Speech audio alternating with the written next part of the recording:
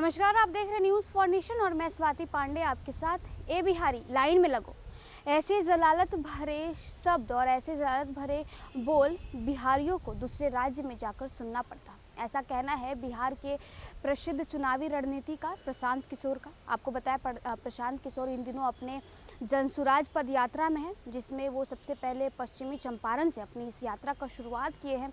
अब 106वें दिन प्रशांत किशोर की जो पद यात्रा है यानी जनसुराज यात्रा है वो गोपालगंज में प्रवेश कर चुका है। और गोपालगंज पहुंचते ही प्रशांत किशोर मुख्यमंत्री नीतीश कुमार पर हमलावर हुए हैं और कहा है उन्होंने कि बिहार सरकार बिहार के युवाओं को रोजगार देने में असफल है। बिहार में रोजगार मांगते हैं तो उनके ऊपर लाठियां बरसाई जाती है।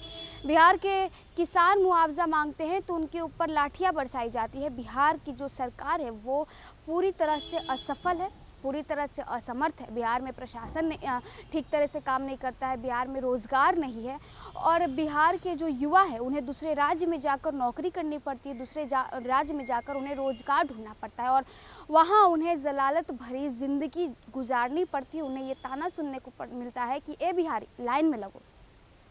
तो देखिए 106वें दिन प्रशांत किशोर अपने जनसुराज पदयात्रा में क्या कुछ कह रहे हैं। मुख्यमंत्री नीतीश कुमार पर, महागठबंधन सरकार पर किस तरह से हमलावर हो रहे हैं, आपको पूरे विस्तार में बताएं। जनसुराज पदयात्रा के 106वें दिन राजनीति रणनीति का प्रशांत किशोर पदयात्रियों के साथ रविवार को डुमरिया पंचायत के रास्ते गोपालगंज जिले में प्रवेश किए। पदयात्रा में शामिल लोग परसौनी पंचायत होते हुए सिधवलिया प्रखंड के काशी टेंगराही पंचायत स्थित बुनियादी विद्यालय में रात्रि विश्राम के लिए पहुंचे। प्रशांत किशोर गोपालगंज जिले में 17 से 18 दिन रुकेंगे तथा इस दौरान वे जिले के अलग अलग गांवों और प्रखंडों में पदयात्रा के तहत जाकर अपनी बातों को रखेंगे। जनसुराजी पदयात्रा के दौरान प्रशांत किशोर ने बेरोजगारी पर बात करते हुए कहा कि आज पूरे बिहार के युवाओं को दूसरे राज्यों में रोजगार के लिए जलालत से भरी जिंदगी गुजारनी पड़ती है। आपने अपने बच्चों को मजदूर बनने के लिए नहीं पैदा किया है। अब बिहारियों का आत्मसम्मान खत्म हो गया है। बिहार का आदमी टिकट कटवा कर जब ट्रेन पकड़ने जाता है तो उसे पुलिस वाले लाठी से मारते हैं और तंज करते हुए बोलते हैं, ए बिहारी लाइन में लगो। बिहार के युवाओं को दूसरे राज्य में बेइज्जती सहनी पड़ती है। इस दौरान उन्होंने कहा कि लोग अगर साथ देंगे तो जो युवा दूसरे राज्य में रोजगार के लिए विवश हैं वही युवा बिहार में फैक्ट्री लगाकर दूसरों को नौकरी देंगे।